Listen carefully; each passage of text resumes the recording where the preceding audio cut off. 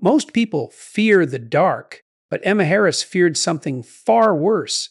The doll sitting in her room. Dollette?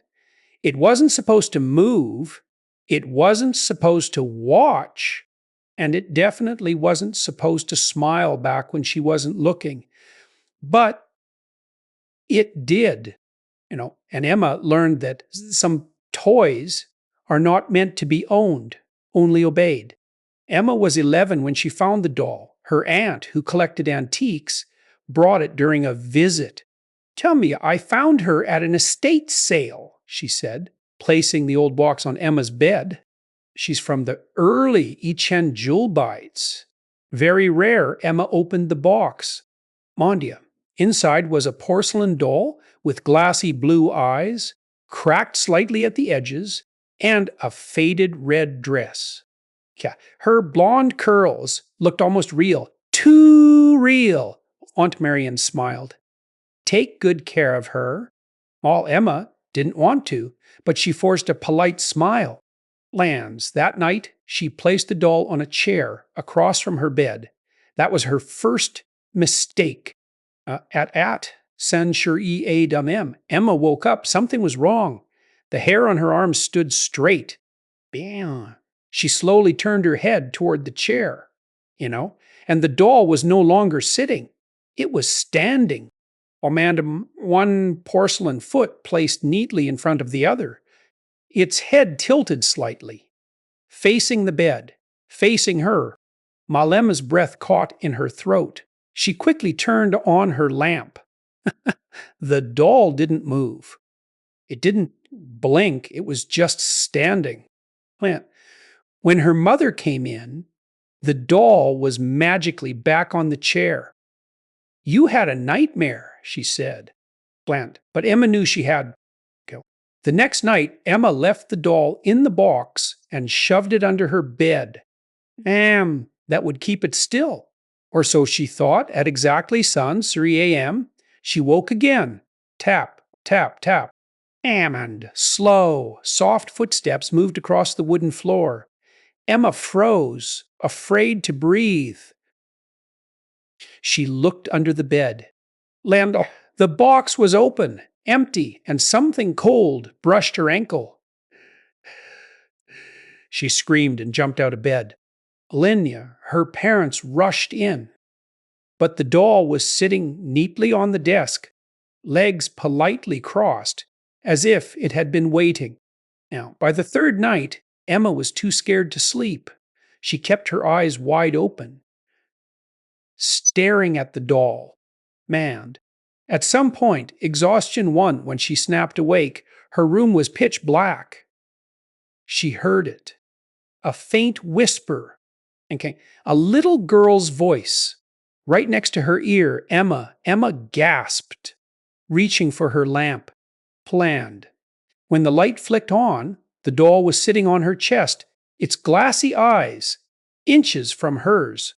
And its stiff porcelain hand rested on Emma's throat. Emma threw it across the room, shaking in terror. The next morning, Emma searched for the estate sale address written on the doll's box. Vance. The previous owner had been a woman named Elise Turner. Elise had lived alone. She had no children, except the one she made. A homemade daughter, a porcelain one. The police report said Elise died clutching the doll tightly. She claimed it would not let her sleep, that it walked at night, that it needed company. Blemdus. The final line chilled Emma. Victim complained. The doll whispered her name. That night, Emma decided to test something. She placed a camera in her room, pointed directly at the doll, and pressed record. Then she pretended to sleep.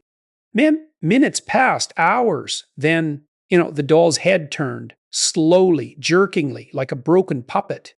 Its limbs cracked as it crawled down the chair and onto the floor. It crept toward the bed on stiff porcelain hands and feet, its joints snapping loudly. Mamander, it climbed up the side of the mattress and then it leaned over Emma's sleeping face. Moaned. The camera picked up a whisper. Oh, don't leave me alone. Emma confronted her aunt the next day. Bono, why did you give me that doll? Aunt Marion's face turned pale. I thought you'd like her. Prand, where did you get it? Her aunt hesitated. The seller said nobody wanted the doll. People returned it. Some said it. Moved? Why didn't you tell me? I didn't think it was real, Marion admitted.